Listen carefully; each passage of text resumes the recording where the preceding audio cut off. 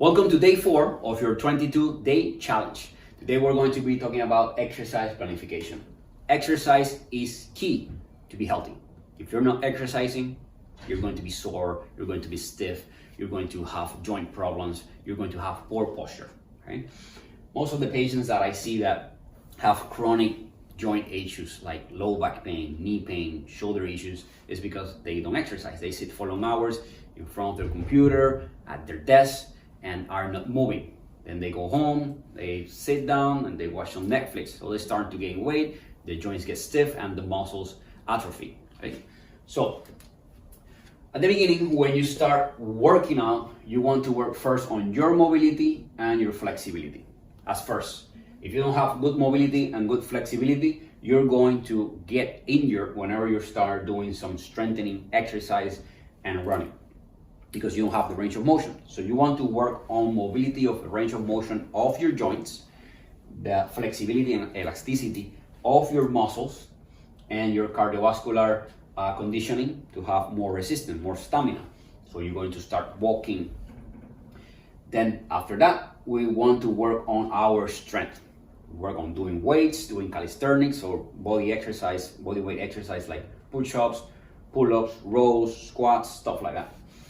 Then we want to work on our power to have explosive strength and speed, running fast, sprinting, jumping, all those exercises. So there has to be a combination of exercises on your routine, and there has to be a progression as well.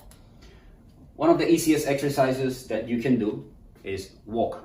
You don't need equipment to walk, you just need some good shoes. You can even walk barefooted. And in Singapore, you have a lot of sidewalks and you have a lot of different parks that you can go for a walk with your family members or alone. You can put some headphones, listen to a podcast, listen to some music, or have a conversation with one of your friends. It's good to improve your body weight so you can lose weight when you're walking. It can help you balance your cholesterol. It can lower your blood pressure. It can improve your heart stamina. It can decrease the risk of diabetes. It can improve your mood. A lot of things that you can achieve just by walking. Make sure that you walk half an hour to an hour, at least 10,000 steps during the day. If you can walk every day, better. Now the next thing is cardiovascular exercises. There's a lot of different cardiovascular exercises. Running is one of the most common. Going for a jog or going for a run. You can sprint as well. In my case, I like sprinting better than running for long distances. You're never going to catch me in a marathon. I like to sprint. But they're both good. They have different benefits, but they're both good. You can swim as well. You can go for a bike ride. You can go on an elliptical machine. So different cardiovascular exercise to build some stamina. Okay, they're good as well for your bones, because whenever you're doing this type of exercise, especially running, you're going to have some impact on the joints and the bones, so the bones get stronger. Now make sure that you run with proper technique and you have proper shoes to run. One of the most common injuries when you're running is because you don't have proper shoes and you don't have proper technique. So if you don't know how to run, you can watch some videos in YouTube or hire a coach better so you can learn the correct form. Then there's other exercises that you can do with social gatherings like group classes. You have Zumba, you have Les Mills, you have body pump. In our clinic here, with our partnership with Core Collective, we have those classes as well. So do those, and then yoga and stretching. Really important that you find time to stretch, right? If you just run or do weights and you don't stretch, you're going to get stiff. You're going to get injured. So it's really important that you find time to stretch. You can do that with yoga. In yoga, you're stretching, but you're strengthening the muscles well because you have to hold some positions. So in my routine, I definitely, after I finish my workout, I have some stretching routines as well. And I have some stretching routines in YouTube. So remember to subscribe to our channel, like the video, and hit the bell. So whenever we post a video, you know that we posted a video and you can check our content. I have a lot of exercises there in our YouTube. Now, Pilates with reformer, really good exercise for your posture. When you do this, you work muscles that you don't even know that existed. Okay, so you're going to get sore the next day, but it's a good sore. Really good to work on your core strength and on your posture. And then my favorite, weights. Everybody should be doing some weights. Everybody should be doing some form of resistance. You can do bands, you can do body weight exercise, but something that is resistance-based exercise. So you're pushing, you're pulling, you're squatting. Why? Well, you build muscle, and when you build muscle, you improve your metabolism. Your metabolism burns more calories whenever you have more muscle. It's good for your bones as well. You're putting some stress to the bones and to the joints, and they get stronger as well. Ladies, you're not going to look like a man if you lift weights. That's not going to happen. You don't have a lot of testosterone. The contrary, you're going to get really good tone. You're going to look really good. Now, there's different exercises that you can do. Make sure that you're doing a combination of everything. In my case, I mainly do running, sprinting. I do weights, and I do some stretching, and here and there I do some exercises in the reformer as well. Now, when you're going to exercise, the main thing is that you're hitting multi-joint exercises. You don't want to go to the gym and then just do a bicep curl. You're just working one muscle. When you do multi-joint exercise, by that I mean that, let's say I'm going to do bench press, I'm moving my shoulders, moving my elbows. So I'm working on my chest and my triceps and my shoulder at the same time.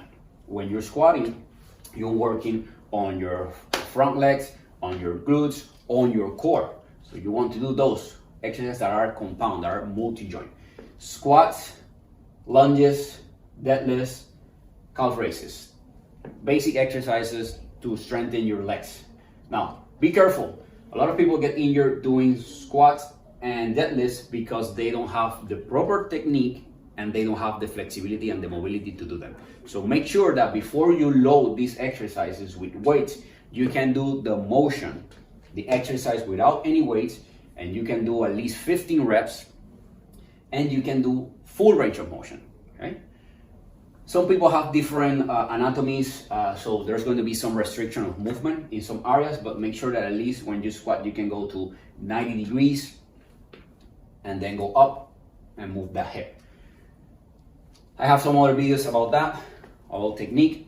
If you don't know how to do this exercise, the best thing to do is hire a personal trainer, hire a coach. It's better to hire a coach and a personal trainer, spend a little bit more money, but learn how to do the exercise and avoid injuries than to get injury and then you have to pay for rehab or surgeries, because I have seen a lot of people that doing weights, they pop at this and that's really painful, and sometimes they might need some surgery. So technique is more important than doing the exercise heavy. Then back exercise. You should be working your back at least twice a week. Same thing, legs. You should be working your legs twice a week, back at least twice a week. We're always going to be pulling, and when we have a stronger back, we have better posture as well. I see in the gym a lot of people, especially guys, that just want to do chest. They want to look like this, but whenever they work the chest too much and their back is weaker, the shoulders are going to round forward because the chest is pulling on your shoulders, and you're going to have this type of posture, okay? So for every chest routine that you do, I suggest that recommend that you do 2 back routines, okay? Now, for back exercise, you're going to do rows, you're going to do lat pull downs, you're going to do chin-ups. Different grips hit different fibers of the muscles. And another one is face pulls, really good exercise to work on the lower trapezius to bring your shoulders back, to have good posture. Make sure that, again, the weight is not too heavy.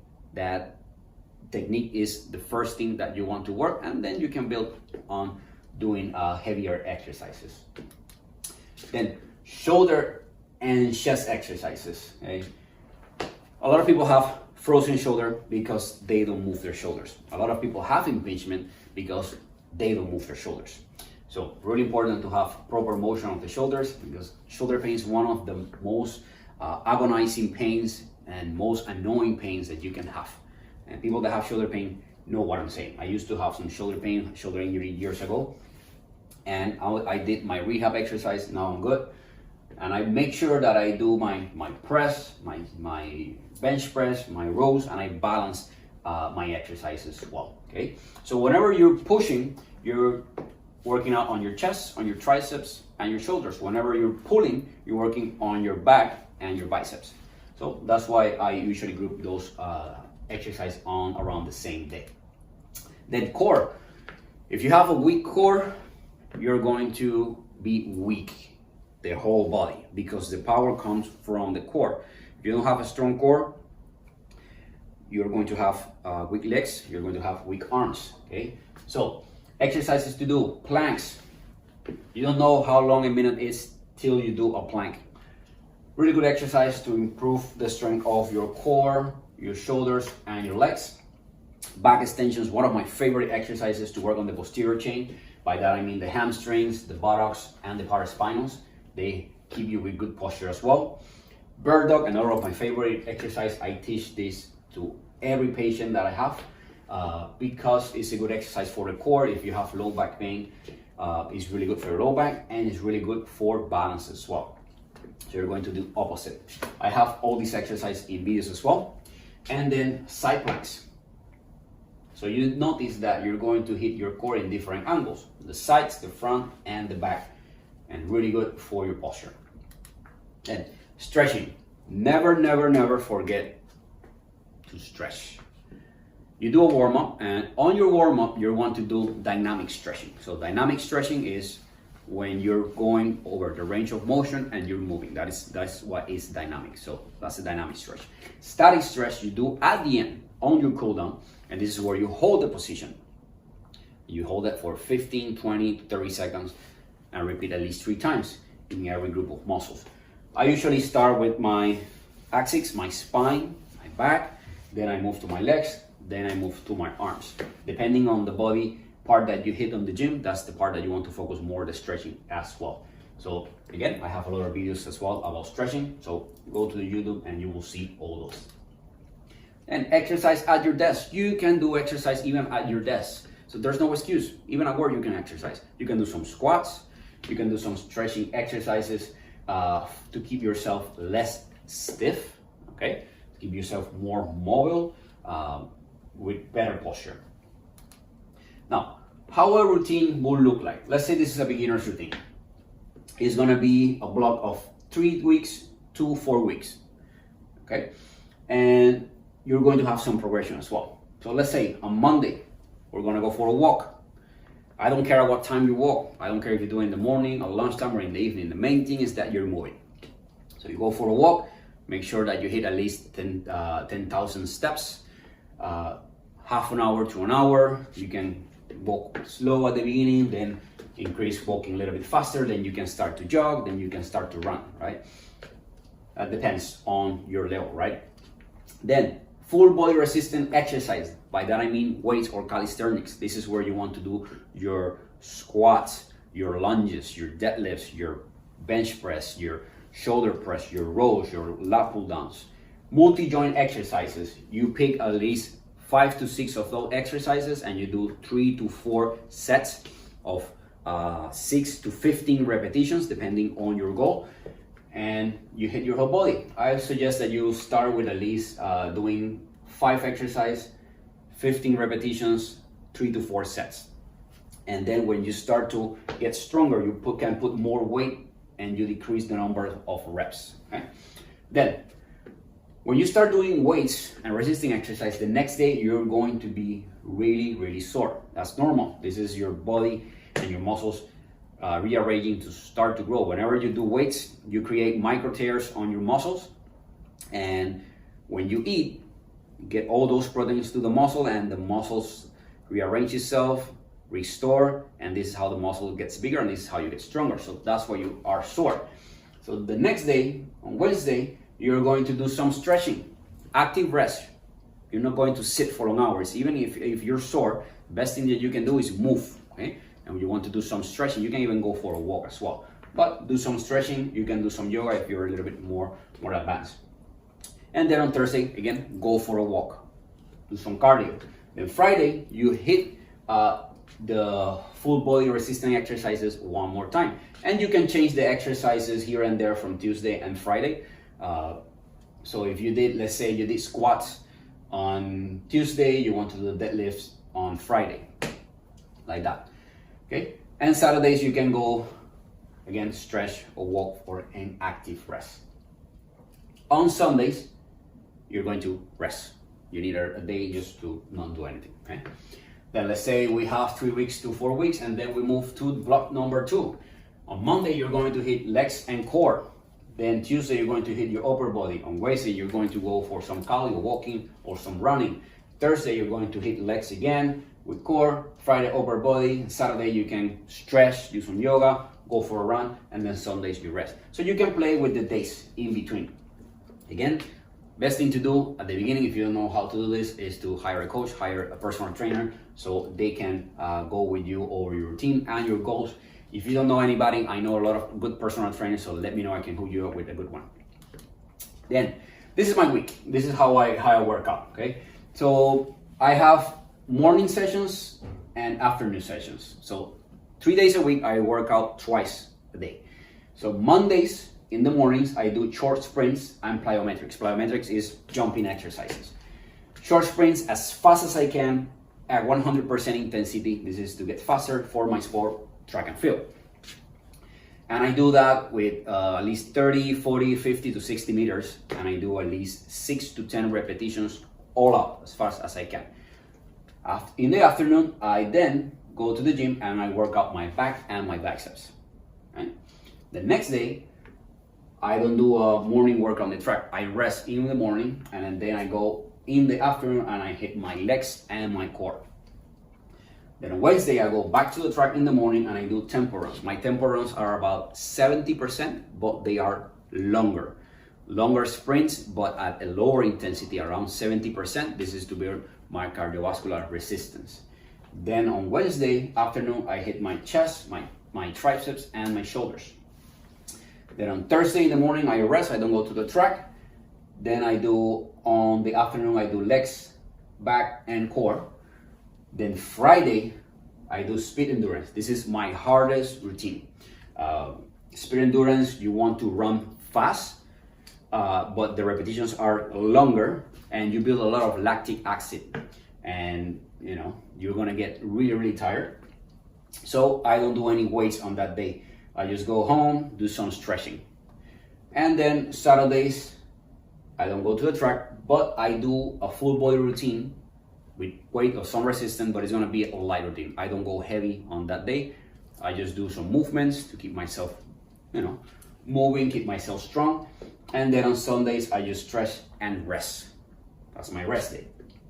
So you see that you can play with the days, you can play with the body parts, you can play with the exercises that you're doing. The main thing is that you are doing some resistance exercise, some weights, right? You're doing some cardiovascular exercise, and that you are stretching, okay? So if you have any questions or any comments, please leave them below. Remember to subscribe to our channel, hit the like button, and hit the bell as well. Again, this is Dr. Kevin Tomassini from Spinal Performance. Enjoy the challenge.